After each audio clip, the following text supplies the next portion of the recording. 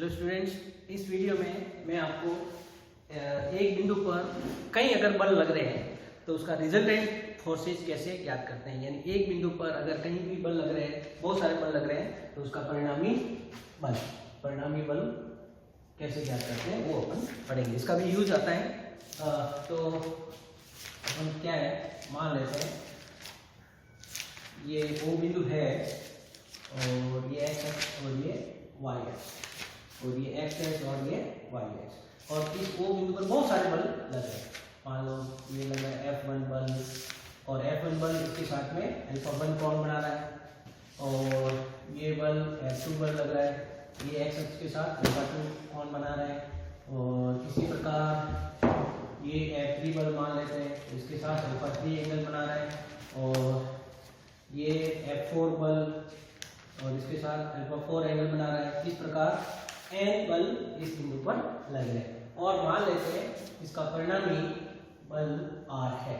तो अपन मान लेते हैं बलों के वियोजन के अनुसार जो x घटक है, x अक्ष का घटक ये r है, तो x अक्ष घटक क्या होता है, r cos थीटा मान लेते हैं, और ये जो परिणामी है मान लेते हैं ये परिणामी x अक्ष के साथ कितना कोण बना रहा है, थीटा, तो ये कितना हो जाएगा 90 माइनस थीटा, और ये आपका क्या हो जाएगा r sin थीटा।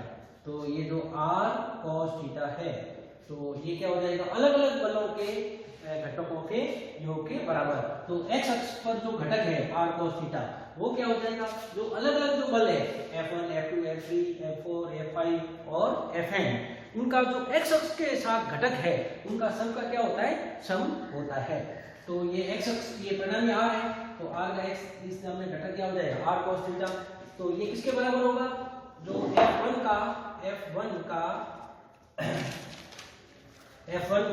x दिशा में घटक क्या हो जाएगा cos अल्फा 1, जैसे ये अल्फा 1, प्लस F2 का x दिशा में घटक क्या हो जाएगा cos अल्फा 2। इसी प्रकार F3 का cos अल्फा 3। इस प्रकार जितने भी घटक लग रहे हैं इसका क्या होगा, सम होगा, और इसको मैं क्या मान लेता हूँ, कैपिटल X मान लेता हूँ। कैपिटल X क्यों मान लेता हूँ, क्योंकि ये जो परिणामी है इसका x दिशा में घटक क्या है r cos थीटा, इसलिए इसको कैपिटल X मान लेते हैं। इसी प्रकार परिणामी का y दिशा में घटक क्या होगा r sin थीटा, और ये जो r sin थीटा है, तो ये इस बिंदु पर जो बल लग रहे हैं उनका y दिशा में जो घटक होंगे F1 F2 F3 के, उनके सम के बराबर होगा। तो ये हो जाएगा F1 sin alpha 1 plus F2 sin alpha 2 plus F3 sin alpha 3 plus dot, और इसको मैं क्या मान लेता हूँ, हम इसको y मान ले लेते हैं, और हमें r निकालना है, तो हम इसका क्या करेंगे,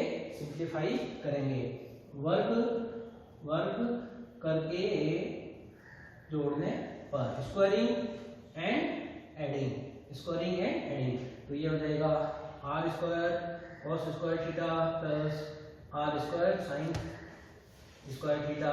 तो ये पूरा क्या है, x है, तो ये हो जाएगा x स्क्वायर प्लस ये क्या है y है, तो ये हो जाएगा y स्क्वायर। तो r स्क्वायर कॉमन, तो ये हो जाएगा sin square theta plus cos square theta बराबर x square plus y square.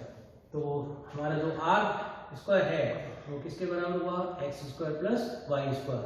इसलिए जो परिणामी है, परिणामी r वो हो जाएगा root x square plus y square. इस प्रकार अगर कहीं भी बल लग रहे हैं तो उसका परिणामी ये होता है।